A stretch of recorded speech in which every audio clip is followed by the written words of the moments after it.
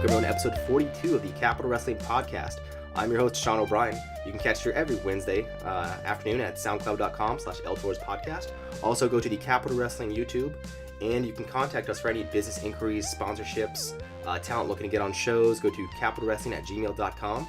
Follow us on Twitter at Capital Wrestling without the G. Follow me on Twitter at Sean Neutron. You can also go to brownpaperticket.com, search Capital Wrestling, and you can find your tickets for the next show coming up. I think it's February 10th. So that'll be the kickoff for 2018 for Capital Wrestling. And we've already had a few matches announced. We have Preston Quinn, the Pain Train, the Master of Excellence, taking on Jeff Cannonball. You got Dixon and Royal for the belt. So plenty of good stuff already announced, and we can't wait to find out more. But we're also, right now, we're going to go over the aftermath of the last show, World War IV. It was on December 29th. And joining me today are two very special guests. You might know them from Ring of Honor. They're from Tough Town, USA. They are Tough Guy Inc., Brutal Bob Evans, and Tough Tim Hughes. What's up, guys? Hey, what's going on? How are you?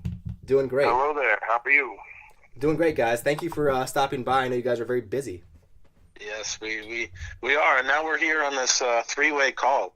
So it's interesting. So I hope to get a word in. Bob, are you going to let him get a word in? I will let you guys talk it for as long or as little as you want. Well, Bob's been on here twice before. It's always a pleasure to talk to him. I feel like I learn so much each time. And, I talked to you, Tim, on the first show in person, but now it's fun to get you on here for a full episode and get you guys both together. So, that's going to be lots of fun. And, I agree. This is the first time Bob and I have done a podcast together. So really? Yeah, that's true. That's true. We haven't done one together. We've done several separately. Mm-hmm. Yes. But never one together as a team, so. Well, we're breaking ground here, and I'm looking forward to it. Yes, us too. Now, before we get into the wrestling stuff, Tim, you're a Jets fan, right? I am a Jets fan. Unfortunately, do you have to rub it in my face? You have to rub it in? Well, no, I'm not rubbing it in. I'm just verifying. And also, Bob, you're a Pats fan, right? Yeah, I'm a Pats fan. Does this cause any discourse between you guys? No, no. It was. I don't give Tim too much of a hard time about the Jets. I usually root for the Jets if the Jets aren't playing the Patriots. I want Tim's team to do well, so I don't give him too much trouble. Congo does, but I don't give him too much trouble. But Congo gives Tim trouble about everything. So that's true. He's a Packers fan, right? Congo is a Packers fan. Yes. Yeah, I mean, I like the guy, but I'm a Vikings fan, so that's kind of a strike. The Vikings are gonna do well this year. Maybe they'll be the first team to make it to the Super Bowl in the host city. I'm all for that. Probably not, though. Probably not. Hey, let's have a little bit of faith. We all know that the Eagles are a little bit weak, so we'll see what they come up with. Yeah, I feel like the Vikings are like quietly really, really good. So mainly that defense. The Vikings have definitely kind of snuck up on the league.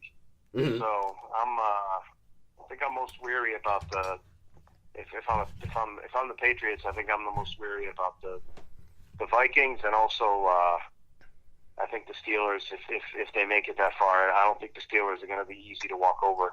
So yeah, I don't want to overlook anyone. And it's weird being a Vikings fan. I'm used to not being the favorite by any means. So for a lot of people picking us to go to the Super Bowl, I mean, I'm not trying to look ahead of anything.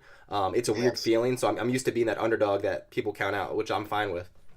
Yeah, well, I think this weekend is going to be tough because New Orleans is really good.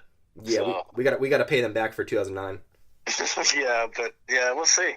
We will see. It will be fun. It'll be fun, and then also to the listeners right now, I want to apologize for my voice. I'm getting over the flu, so I don't sound as dashing as I normally do. So now I'm just trying to be respectable and maybe be a little bit understandable. So that's why my voice sounds the way it does. But what have you guys been up to lately?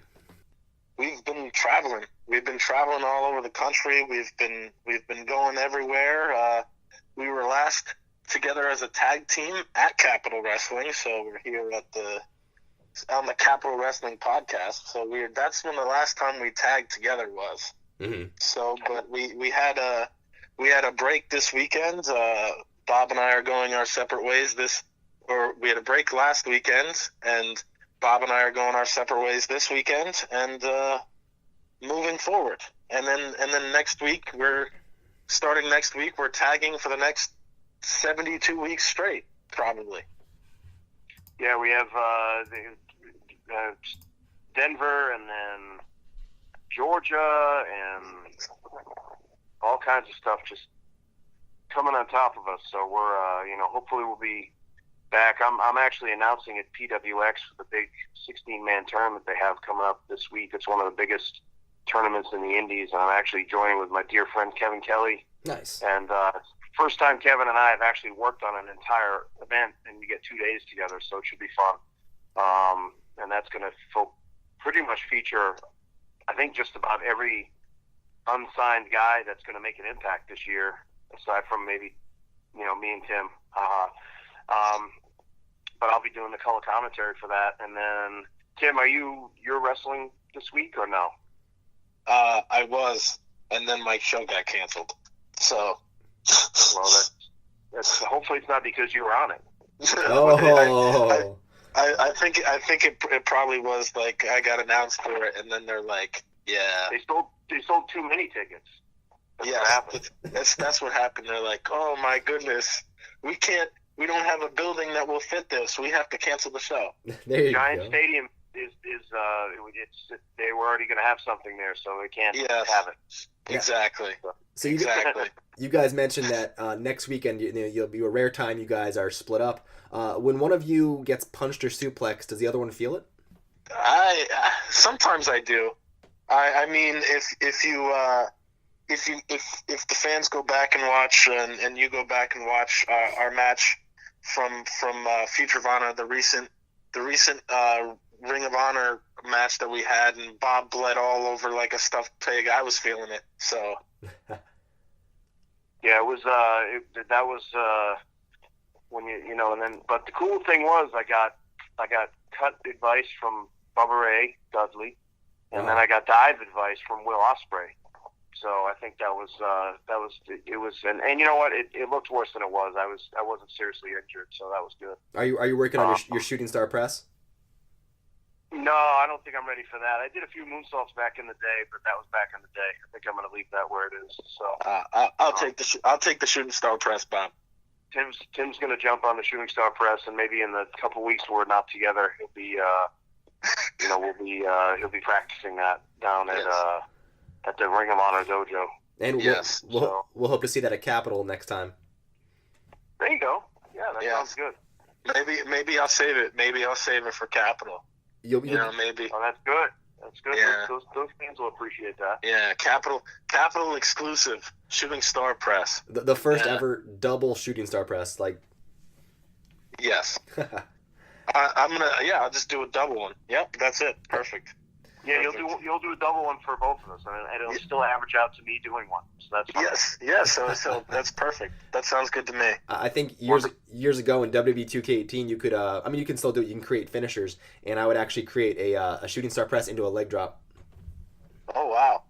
Oh, that's some fancy stuff. I don't know if it's actually physically possible though, but we'll see. I'll decide if it's physically possible enough at the next time we're at Capitol. So. Okay. But also another thing really new about you guys is those pretty sweet shirts you have. So tell me what the inspiration for it was, who thought of it, who designed it. Well, I'll let Bob handle that one. So I do a lot of stuff on eBay, and through doing stuff on eBay, I've really fallen in love with the old Hasbro figures from back in the day. I was actually a little bit old to have those back then, but they really have, very popular, and they do very well. And I said it'll be fun to have a kind of a package, that looks like that. So that was the inspiration for that. Very Hasbro based, and people seem to really like them. They think we have the figures out. That's the only thing, and we haven't quite gotten to that. Elevation yet. But we're the shirts have been selling really well, and I think Tim, we calculated right. Was it 46 or 47 matches last year we teamed? Yes, 47. Yep. Yeah, 47. Capital was the 47th, right? So Yep, 47 together. Right, because I said to Tim, I said, geez, we must have teamed about 25, 30 times this year. He's like, what are you talking about? It was 47. I have it written down. I said, oh, wow, that's great. Yeah. So we, about a year and a half, 2 years ago, we really made we were a little disappointed, and I'll say this publicly, but we were a little bit disappointed about, not getting used in Ring of Honor. We understood the situation, Yeah. but it was, it's tremendous talent there, and sometimes, you have to sit the bench, and sometimes you have to be on the taxi squad, and sometimes you have to be on the scout team, and sometimes they put you in, sometimes they don't. I get it. But we couldn't just sit there and wait for Ring of Honor to give us opportunities. So I said, we have to start traveling and get really polished and bring something back to Ring of Honor. So the one thing about that match that Tim mentioned earlier in Philly was, one of the things I noticed was we were very prepared and very confident in that match. Aside from me carving myself up like a Thanksgiving turkey, it was probably one of the best matches we had as far as confidence and everything kind of going the way we wanted to, and us winning. That was good. And the people. It's always good. It's always good to pick up a win in Ring of Honor. So it is, and the people really liking us. That Philly crowd can be very fickle. Uh-huh. And they liked us and they appreciated us, and it's starting to rub off. The hard work is really, really starting to pay off. We did, Tim, what'd you count? 18 states last year. I think we were just touching up to 20, but it was like 18 states, like 27 different promotions. Yeah, it was, and we, two different countries. We're starting to get very well known on the east coast of Canada and in Quebec, the French-speaking area, and going to branch out to Toronto this year. We've been in touch with several Toronto promoters, Ontario, so hopefully we'll grab that. And then, it's been very rewarding as far as getting out there and just doing it the old school way, just going out there and kind of being a territory wrestler again, travel. So it's what we've done, and it's really paid off as far as polishing the team, figuring out who we are, what we do, and giving the fans, that good experience. Yeah, no one's going to travel for you. Certainly not. No, definitely not. The wrestler bus doesn't show up like the school bus does. So that would be convenient. We were just actually, before we got on with you, Uh-huh. we were both kind of on our phones getting ready for the call, and we started talking about travel plans to Minnesota, Milwaukee, and different stuff coming up, and Denver and all that. Did you get your ticket? And just coordinating everything, and it's kind of neat. A couple of years ago, if you had asked me if I was going to coordinate all these trips and have a guy who's become my one like a brother to me, and really we're very different personalities, but it works. Yeah. When I'm not being a baby and challenging to fights on the side of the road. So, but we love each other like brothers. We fight like brothers, but we fight for each other more than we'll ever fight each other. So, and Tim's been, one thing I could say about Tim is that when he makes a mistake, he rarely, if ever, makes the same mistake twice, which is good, because I don't mind anybody ever making mistakes. It's aggravating if people make the same mistake over and over again. So yeah. So it's been a learning process for both of us, but it's been really rewarding, and coming to Capital and seeing all the talent there. It's kind of neat because there were people I've never met before that I have a good reputation in wrestling, and I have some of my dearest friends there too. So it's nice. And then my 9-year-old Katie got to go. And, she got to meet some new friends and stuff. And she likes to go once in a while. It's fun. So it's, it's nice. It's a good atmosphere. And Capital Wrestling really has some good momentum building. I'm glad they're gonna run, several events. I know that they have a tentative schedule and calendar out. And, I'm glad they're going to keep it going. I'm glad they're going to, there's very enthusiastic, motivated, good people running it. Oh. So, and then just, with some direction and learning from their mistakes, I'm sure it's going to just grow. It's already grown. The crowds are getting bigger, and the fans are starting to recognize everybody and figure out who everybody is, and they seem very supportive of the product, which is great. So. Yeah, it's definitely. It's like you said, it seems to be growing. You guys seem, like you said, seem to be getting better and traveling different areas and learn how to work different crowds, different styles of matches. The one thing that has changed in your time off is, I guess, I mean, obviously Bo and Mofo have teamed up in other promotions, but in Capital, the last show was their first time teaming up, and then you also the Classics returned to Capital Wrestling. So all the tag teams from the NRA were there and present. What are your thoughts on all four of those guys? Tim, you want to take this, or? Yeah, I'll start talking since you answered every single question that he had. So without and he didn't even have to ask them. So I'll talk about Bo and Mofo, who are guys who've become like those guys have become like family to me. Legitimately, those guys are my Virginia family. Yeah, I mean, I haven't traveled a lot with Mofo, but we've traveled certainly a lot with Bo. Yep, going to Canada with him, and going to North Carolina with him, and just going all over the place with him, and he's really somebody that has become really, really close to us, and he's become one of us, and I feel like and he's improved so much over the past year. He's really like worked on his craft and really has made things better, and Mofo's the man, and that's all. I mean, Mofo's just the man. So that's it. Like, together, I know like Bo has learned a lot from Mofo and will continue to learn a lot. It's very similar into the way that Bob and our relationship is. And I'm very happy for them, because they're really like, they're my brothers. Those guys are my brothers, and the Classics. Again, Eric has traveled with us a little bit, and I think that those guys are learning and growing and continuing to do better, and there's nothing but upside for them.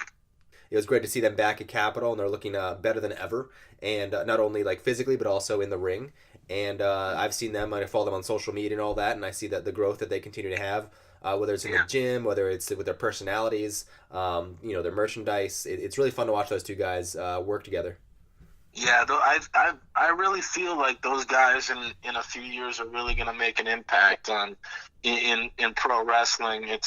They're still learning, and they're still growing, and they're still super young. I don't know exactly how old they are, but I'm glad to be a part of the NRA with them. I'm glad to help them out a little bit, because they're doing well on their own right now. Even like they're hustling. They're really getting out there, and it's good to see. It's good to see young guys really go out and go for it, and they really are. So I'm happy for them. And Bob, do you have any thoughts to add to that? Yeah, I mean, I've known Mark Rivera, Mofo, for about 7-8 years now. We've all wrestled for him at his promotion at Fusion Wrestling, and I've wrestled an hour with the guy. I've wrestled long matches, wars. I think the world of the Classics. Tim, I don't think either one of them are 25 yet. No. I want to say that they're not even like 23. So we're gonna card them.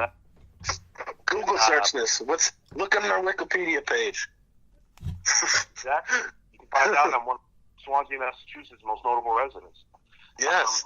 Oh wow. But Bo Crockett has become a good friend. We've helped each other through some tough times, and personally, and he's been a good listening ear, and I've listened to him too. And he's been through some stuff, personal stuff, nothing bad, just like relationship stuff. You know how it is, and had to kind of start his life again. And he's he's doing that, and he's getting back on the road and getting focused again. And I can't think of a better person than the Mofo, Mark Rivera, to start refocusing, because, man, the guy's a pro, been around a long time, can really teach you a lot in the ring. It's great to have those guys fighting on our side. I'd hate to see a tag team tournament with us being the last 3 or 4 teams in there, because, like I said, we love each other like brothers, but we fight like brothers too, so. All 6 of you work together well as tag teams, and then you put all together and then add in PQ, and I mean, that's one hell of a stable right there. PQ, my man. PQ is he's the leader. He's the stable horse. Like, he's like the stable guy. He does it in and out of the ring. He's just the man. He's just the man's man. That's all I can say about PQ. Is he a stable genius? Yeah. A master of excellence. Yes, he is a stable genius.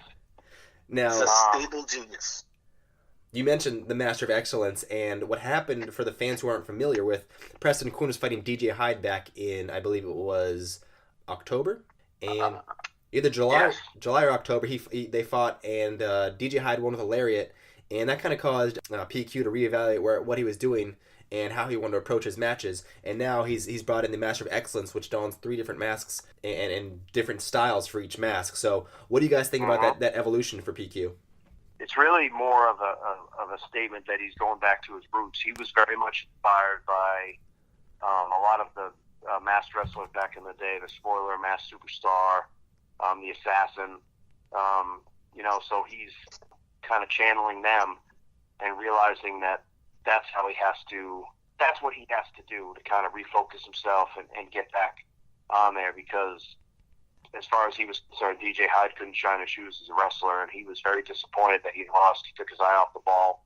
I have all the respect in the world for DJ Hyde, but I really feel that Preston Quinn is a better wrestler. I'm not going to take anything away. A win is a win. So I think that PQ had to really get back inside and kind of channel somebody else and go back to some of his teachers. Masked Superstar was one of the gentlemen who mentored him back in the day, so I think he's doing it as tribute. And really, not just as a tribute, but kind of, like I said, channeling and really almost becoming someone else to get back to being himself, if that makes any sense. Uh-huh. Listen, PQ is a thinking man. He plans out all his moves. It might not be clear to everybody what he's doing now, but in 3 months, 6 months, a year down the road, everybody will see why he's doing what he's doing, and he's just gonna prove it to everybody. Yeah, it definitely has an end game with it, and he's looking to really, like Bob said, make a statement. He doesn't want certain kinds of wrestlers, in his opinion, disrespecting the business, and he wants to bring back the old traditions, which is very interesting to watch, to say the least. I agree. I'm excited for it. So yeah, I actually, agree as well. We're gonna have him on here a little bit later on. He's going to be with me talking about some of his rants. He loves to go on these rants, and I love to hear him because he spits the truth. And he doesn't... Jesus Christ! Bring out the censors. That's all when he rants. It's just Jesus Christ. It'll be fun to hear for sure. He's got his thoughts on Capital Wrestling in general, his thoughts on certain superstars, his thoughts on some of his matches and all that. And it'll be a short segment later on, but I can't wait to talk to him a little bit later on. And it's kind of like an unofficial NRA episode, really. Yeah, please tell him I said hi. I will. And so now we've gone over that with PQ being the leader and everything. And you guys, the last time you were with Capital Wrestling, it'd been some time. What was the biggest difference you guys noticed between your last 2 appearances? I really think that they were. Production value everything was ramped up. Production value. There was a lot more energy in the locker room. A lot more new faces in the locker room. It was good to see some old friends that I haven't seen in a while, and some new faces like Hot Dog Starks, because Hot Dog Starks is awesome, and CPA. I haven't seen CPA in a long time, and he was there at the last show.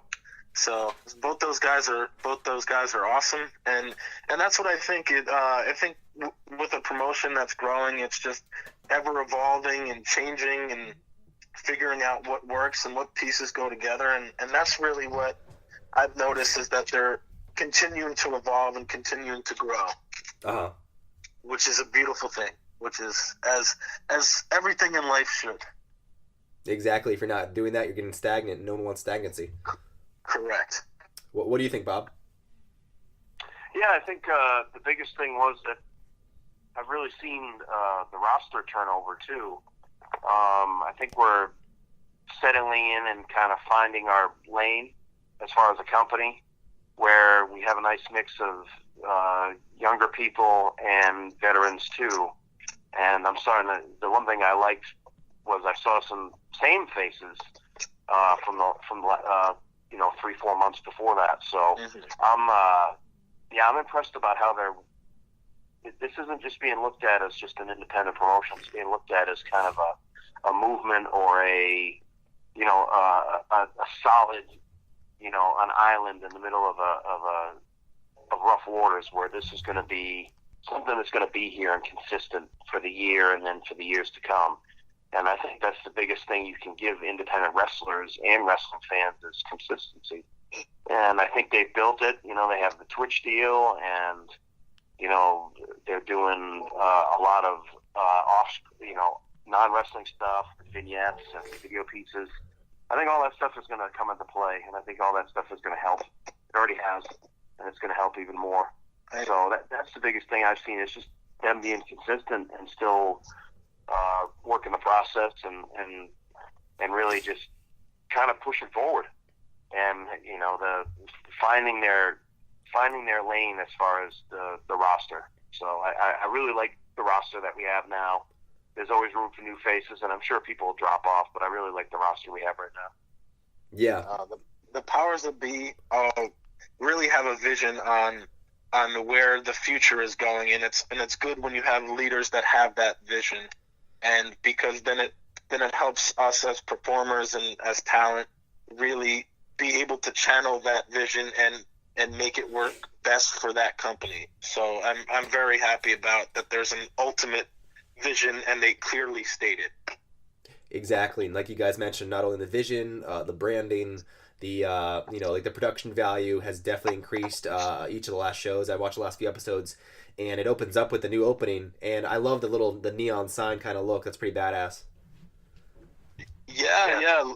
It's just they continue. It's just you have to continue to make everything look better, production value wise, everything. It just needs to be always constantly getting better, and if you're not getting better, you're staying still. And in wrestling, as you know that wrestling is changing so much every single day. You don't know what's going on literally these days in 2018. Like, some crazy stuff is going down, and every single day, and you're like, wow, this is shocking. So if you're not keeping the attention of everybody and making things shiny and putting it out there to everybody, like, it's not going to work. It's not going to work. And Capital has really done a good job on making sure that people are seeing what they're doing, and at least in my opinion, and really making sure that everything, like, paying attention to all the little details. And shout out to Zane Decker for the production, because he does a lot of great things with videos and everything. He's a really talented guy. Oh yeah, Zane is really good. He's really, really good. At the last show though, Bob, you had another seminar, the Hangs with Bob seminar. And what do you think of the turnout and just the thoughts of the performances of the guys there, their willingness to learn and all that? Yeah, we had an excellent turnout again, and met a lot of new faces. Very few people I'd met before, which is cool. I like meeting new people and working with new kids. It was great. Had a lot of, I try to tell the guys, it's not just a wrestling seminar, but it's also, Capital Wrestling is great, but Capital Wrestling only runs, 10, 12 times a year right now. So we have 350 days on the calendar. And so how do we get ourselves in position to start traveling? Yeah. Tim and I have found great success traveling, and so many other people. And that's really what I teach. This is how you wrestle as a traveling professional wrestler. So it's a little bit of a different thing. It's I try to inspire people as best I can, motivate them. They can only motivate themselves though, but yeah, I really try to point them in the right direction. A lot of people need direction. They feel overwhelmed, and my whole thing is just work the system. Just show up and get matches and learn from your mistakes and just keep rolling forward and learn from your mistakes as far as selling merchandise and traveling expenses and all this stuff, and just treat it as a business. You know, it doesn't have to be super serious, and you know, you don't have to act like a jerk. It can be serious without taking yourself too seriously. So, and yeah, it was good. And then we had, you know, my friend Lauren Patisi from New England Radio. She's up here, Major Markets. She helped Marcus with the communication end of it. Yeah. And she said she really liked a couple of the guys. They really communicated themselves well and their characters and who they were. So, you know, she's made some recommendations of different promotions. So, you know, it's all coming together, you know, and you know, Tim and I have been working on planning our new our super camp coming up in the summer, and we've been in touch with some promoters, and we'll announce the location soon. But it's going to be in a much different location than we were at last year, I can tell you that much. And it's going to be a great experience for everyone, and hopefully we'll meet even more men. But as far as that goes, I have seminars going all over the country, and the next one starts in a couple of weeks, and we'll be in Denver doing our thing, and the beat goes on. So now, I know, like with Capital, they can sign up for it, and do they sign up ahead of time with your other seminars, or can they just show up? Best thing to do is go on the Facebook Hangs with Bob Seminars and Wrestling page, and we try to keep that as updated as possible. And we usually have either a poster or a banner showing what we have coming up, or we definitely have a list. I have a list, a schedule pinned to the top of our page. Nice. So you can check that out with the promotion, what I'm doing there, if I'm just wrestling or if I'm doing a seminar or both. Most of the time it's both. If I'm going to be there with Tim or not. So usually it's going to be with me most of the time. Minus 8 out of 10, or most of the time it's like only like 2 or 3 this up until June. So yeah. Now, it's one thing for me to ask Bob about the seminars, but Tim, as somebody who's kind of been under his wing and learned a lot from him, what is your point of view in terms of how he teaches guys, how he's taught you, and various things like that? Well, I met Bob at one of his seminars at the Monster Factory in 2014. Bob, 2013, 2014. Yeah, we've never quite nailed that down, but I think it was 2014. Yeah, well, I met him there, and we did not realize at that time. So that was like 3 or 4 years ago, 3.5 years ago or so, not knowing at all that we would be teaming like this together, like around the country like this, because this has gotten like, it's kind of just taken a life of its own. This was never really what we planned, but everything that we it was everything that we hoped for in wrestling, because it's been the perfect relationship, because I've learned so much from him, and he pushes me so hard, and he always is telling me to get out there and continuing to put myself out there and making sure and failing and getting better and all so that's kind of what Bob has been great for me for, is he's taught me so much on that end. And just, being in a match with Bob is a seminar of its own, because he's legit coaching me through the match while we're out there, telling me what moves to do, where to be, how to position myself to make it the most effective. So as far as that is concerned, is that we became an unofficial tag team at one of the Ring of Honor camps, because they thought it was funny that he looked like my dad. And then we just kind of decided after that we kind of worked well together that weekend, and we're like, well, nobody's taking us seriously, so let's take ourselves seriously and make this thing happen. So it was kind of just this thing kind of just happened, and I've been helping Bob, and Bob has been helping me, and it's been a great relationship, because I help push Bob on things that he he needs motivation on, and he helps push me on things when I need motivation, and it's a beautiful partnership in a lot of ways. And I'm as far as the seminars are concerned, though, it's become good for me because I'm learning from him how to be more social, how to get out there and talk to more people. That's something that I never was very good at, and I'm always stumbling and bumbling my words. So it's been a pleasure this year to learn how to speak. There you go. So Bob taught me how to speak this year. Wow. So Bob's a miracle worker. Yeah. So that's a little known fact. Bob taught me English this year. Wow. It's like you don't need Rosetta Stone. Exactly. So as far as going out and doing seminars, it's been good to go out and share what I've learned as Bob's assistant on many of these seminars, because it helps remind me that I know this stuff, and it instills confidence in me, which makes the team better in the long run, because if I feel more confident, then Bob feels more confident in me, and we make things work. So yeah. Yeah, it's definitely a joy to watch you guys work together and see you guys grow. And I mean, like you said, it's crazy. You guys, the way you work together, it definitely feels like you guys have known each other longer than only 3.5 years.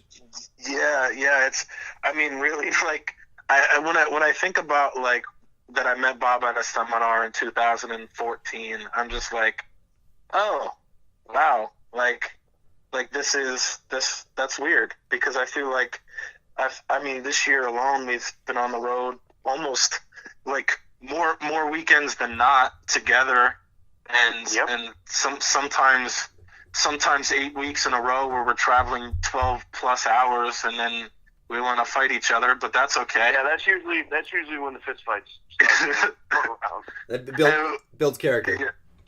Yeah, certainly, but it helps us. It helps us. So I mean, this year has been crazy because of like I've been with him almost every weekend, and I feel like I've known him forever. So, but I haven't. I think this is where we get the obligatory "aw." Yeah. But to your point about kind of being awkward and learning how to speak, essentially, I was kind of like that when I first started podcasting. I felt like I tripped over my words a lot. I wasn't confident. I wasn't used to it because I was used to writing and not speaking. And so now it's definitely kind of been a trial by fire at times. So yeah, you speak well. I try. Well. Thank you. Even with this pretty crappy voice today, but I try. You're good. Thank you. And so the last show, guys, I mean, let's go to that. I mean, you guys fought in a tag team match against Nyla Rose, the Native Beast, and Rump Thump. And unfortunately, you guys came out on the wrong end. Oh, don't tell everybody that. I mean, they saw it. Like, no offense, but it was televised. Yeah, well, we were tired from teaching people all day, and the dog ate my homework, and Tim was busy. Tim raised several $1 million for charity that day, doing charity work all day. So I mean, what can I say? He pulled his quad, raising money. And then we were, we had the flu that day as well, I believe. Maybe sort of a pneumoniya. I was as sick as you. Yeah. That's right. He was worse. I was worse. I think the fever was about 108. So yeah. 112. I think it was. At one point, it was like 112 or 115, or I can't remember the exact number. I was around. Remember that shoved the doctor out of the way and demanded and flew through the curtain before we keep him back. Yeah. Well, we saw them team up, and it was kind of out of nowhere. Nyla approached Rump Thump, and then he hadn't wrestled in a while. He had just been doing some refereeing for Capital, so he kind of gets into it. And then, what was the biggest challenge in facing a tag team you guys hadn't really had time to prepare for?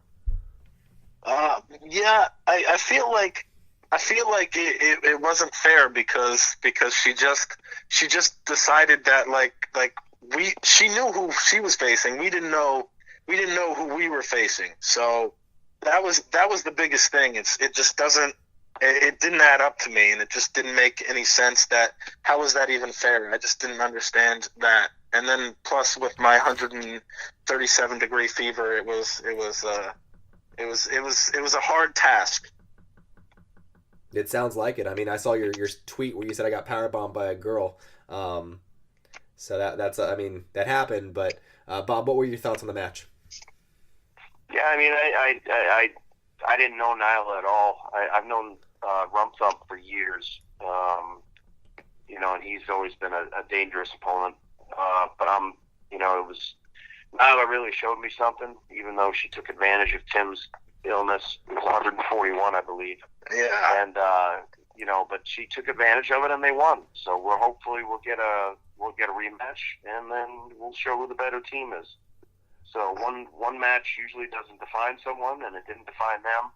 And I'm glad they won because respect to them for winning. But it's so what? So what? One win, big deal. So yeah. I mean, I got. She caught me. She got me in a power bomb. Wow, that was some painful stuff, especially with my head cold and my 197-degree fever. So that was painful. I was in bed for a few days afterwards. Yeah, I mean, that's not going to help. I mean, I can only imagine. Like, I cannot imagine right now if I got power bombed by anybody with how my head's feeling. So I totally sympathize with you there. Mine's only around 148 degrees, so it's a little cooler. Oh yeah. So a little softy over there. Oh yeah, I'm super soft, man. I'm like Charmin. But I mean, in the loaded tag team division at Capital, you got New York Wrecking Crew. You've got Sex Crazed. You got you guys, Classics, Mofo, and Bo. Where does this put you after that loss? I mean, do you think this sets you back, or do you think this kind of builds you guys and makes you a stronger team? I feel as though like it's whatever. We're always going to go to work, no matter where we're at, and in some mythological fake rankings. We're just gonna do us. We're gonna do what we do. We're not gonna let one loss affect us. We're just gonna continue being where we are. I feel like we were Tough Guy Inc. going into the match, and we're Tough Guy Inc. going out of the match. I don't see any difference. There's nothing. Like we're just gonna put our heads down and go to work like we always do. Yeah, I agree. Anybody can walk in and plant a flag and homestead and just stay there and win. Yeah. Or anybody can do that. We have to travel. We're internationally known. We're very well known, and we're famous. We're TV stars, so we don't stay in one place long enough. Problem is, you stay in one place long enough, Capital Wrestling's going to want to tie us down, and that's the idea. Yeah, we really, really enjoyed our time here, for sure. But I recommend everybody go out to the Capital Wrestling event February 10th. Check it out. Tim and I won't be there because we weren't offered enough money. We got a better offer somewhere else. That's how it works. We're mercenaries. We'll be the first ones to say it. Yeah, I was actually just about to get to your next shows, any plugs, merchandise, all that. Yeah, we're, just like I said, check the Hangs with Bob seminar, wrestling seminar page. It's the best thing. Tim and I are both on Twitter. I'm Brutal Bob Evans. Which yours is what, Tough Timmy? At Tough Timmy. That's true. At Tough Timmy. Yeah. So hit us up there if you have any questions. And like I said, Capital Wrestling, check them out. And, like I said, you can throw everything else down the line. But right now it's about Capital Wrestling. And looking forward to being there again. And if they pony up the dough, some of these guys can, get a loan or a mortgage out and throw some money our way, and that's fine with me. Well, guys, we'll be back. There you go. We'll be back. Don't worry about it. We'll be back. When the time is right, we'll be back. You'll be back. You'll be rich, and you'll be better than ever. They'll pay you handsomely. That's true. I won't be sick. Hopefully it will be the springtime, and I'll be feeling just dandy. Now, I want to thank you guys once again for stopping by the Capital Wrestling Podcast. All right. Thank you. Thank you for having us. Always. Really appreciate this time. And that's going to do it for their interview, guys. And we want to thank them once again for coming on. And we're going to take a quick break. And on the other side of this, we're going to talk to the Master of Excellence. And he's going to go on a rant. So you're not going to want to miss this. We'll be right back. Oh, Jesus Christ. Jesus Oh Christ. boy.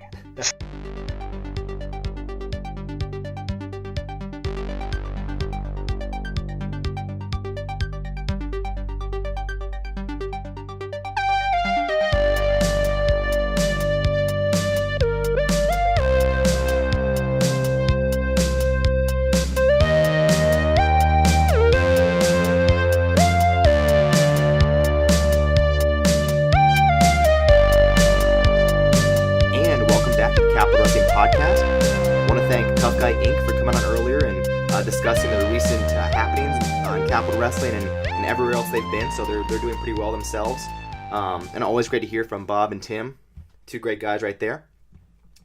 And right now we're going to actually get the perspective and reaction of one of Capital Wrestling's veterans, the Master of Excellence. He's got a very unique perspective, and I can't wait to talk to him. So how's it going, man?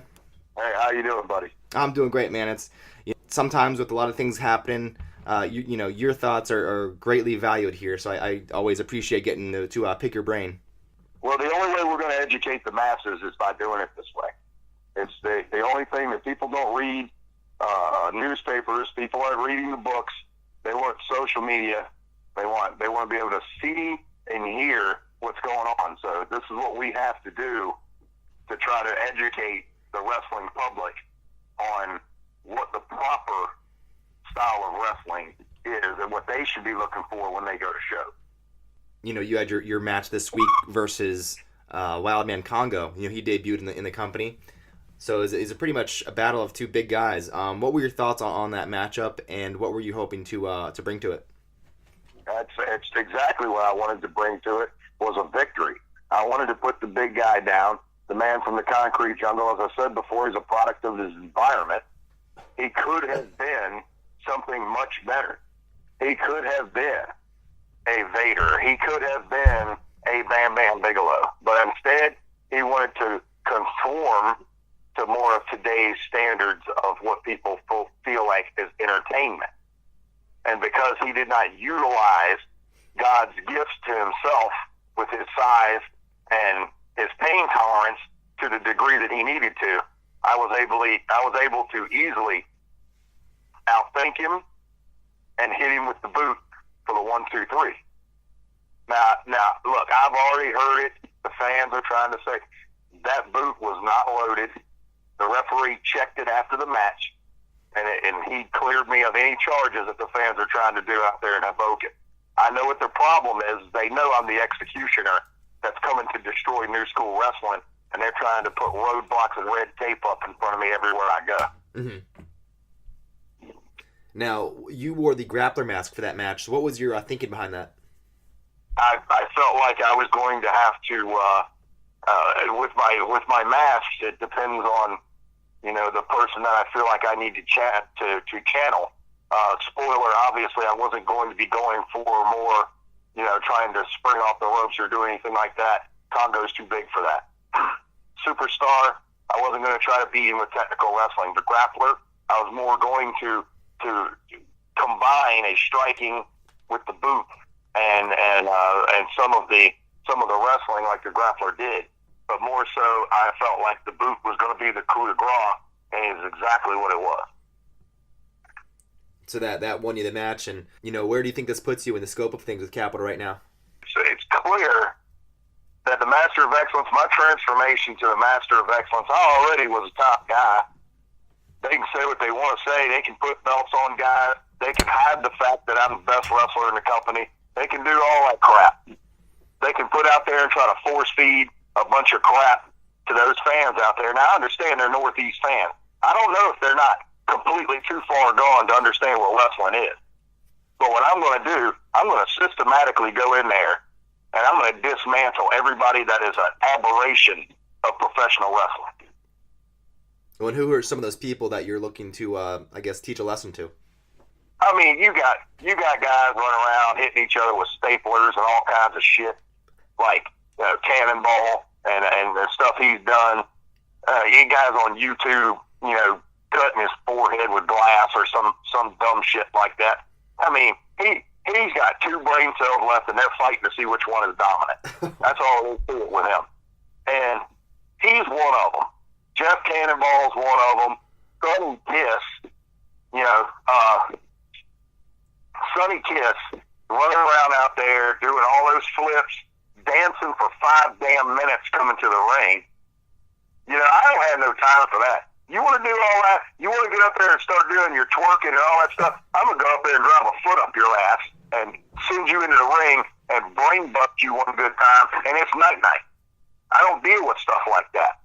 I'll fire your ass over the top rope into the crowd with the rest of those cucks, and that's just how I work. Mm-hmm. Who's another one? They had Nyla Rose out there. They had Nyla Rose somehow gets a win over Tough Guy Inc. Don't even get me started on that. Tough Guy Inc.'s a Ring of Honor tag team, and this is what they think is best. Do the fans think this is best? The bookers? Who is it that made the determination that Tough Guy Inc. needed to lose to a team that's never teamed before, one that's been, and Stephon Smith, who's been out of wrestling, has only been a referee, and Nyla Rose? How in the world they were able to pull one out over Tough Guy Inc.? And whoever thought that was the way to go, I'm clueless as to why anybody would think that throwing people out there that look like women beating on real men like Tough Guy Inc. is a good idea. That is dumb as hell. Now, it was a pretty wild night, like you mentioned, and there was a lot going on. It was their debut on Twitch.tv, and so it was live streaming. And there was a lot of matches. There's a pre-show match and all that. But there was also the main event that got people talking, and it was it was a World War IV, and you had the Bastards versus Team Capital. What were your thoughts on that matchup? I don't even know what the hell was going on. I'm a wrestler. There was people all over the place. There was people getting hit with fucking golf clubs on the balls. The guy that runs the company is out there. He's getting his ass kicked by a girl that hates men or whatever, and she looks like an ice princess. And then you got monsters. You got a monster in there like Paul Jourdain getting wasted. You got a killer in there like Ken Dixon getting wasted. And I don't even know what the hell else is going on. But it took so long to get to that point that once again the majority of the crowd isn't there to see it. And why aren't they there to see it? We have to ask ourselves, why are people leaving? Why are they leaving? Because they're not seeing professional wrestling. The only time they saw professional wrestling was guys like me get in there and get the job done. Mm-hmm.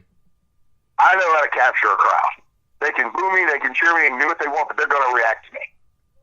Same way with guys like Jourdain. Same way with guys like Mark Bavura, Bo Crockett, Tough Guy Inc., the Classics, the NRA. We know what we're doing in that ring to manipulate the emotions of the crowd.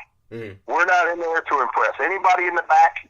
We're not in there to fulfill some fantasy that we want to be wrestlers, because we are.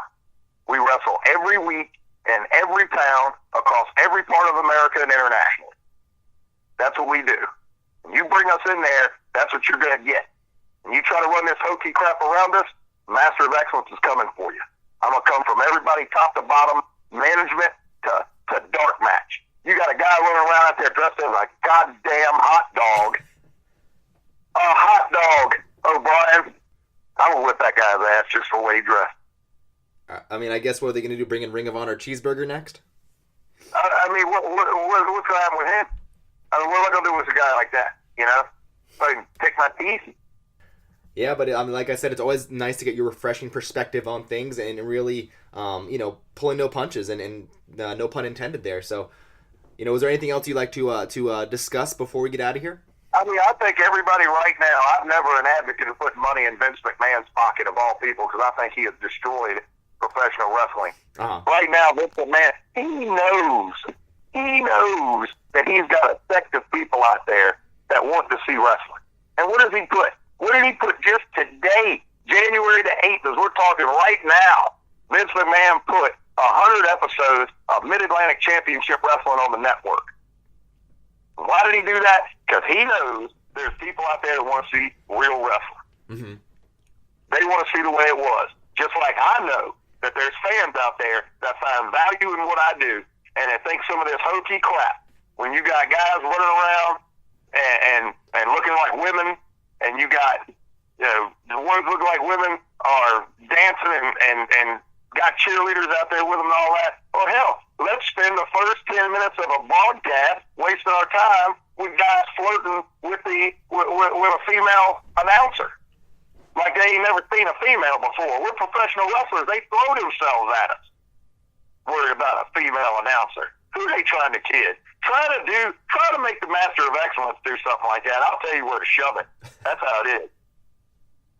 And once again, folks, the Master of Excellence, he doesn't pull any punches. He tells it like it is, and he doesn't stutter. He doesn't hesitate, and that's what we love about him. So, once again, we want to thank you for taking time out of your busy day to come on here and talk about that. I appreciate it. It's guys like you that are going to help me get the word out, buddy. And you and I doing this, and we can re-educate fans of what they're supposed to be looking at. And this is how we're going to have to do it, buddy. Yep. That's it's the way it's got to be. Sometimes it's got to no time for sugarcoating. It's just 2018. It's got to tell it like it is. That's going to do it, everyone, for episode 42 of the Capital Wrestling Podcast. I'd like to thank you all for listening. Once again, I want to thank Tim and Bob for coming on earlier, Tough Guy Inc., and discussing their recent happenings in Capital Wrestling and all over. And next week, we're going to be talking to the Perfect Strangers for episode 43. Have them on once again and see what's going down in their careers. So that's going to do it. Thank you for listening, and come back next Wednesday.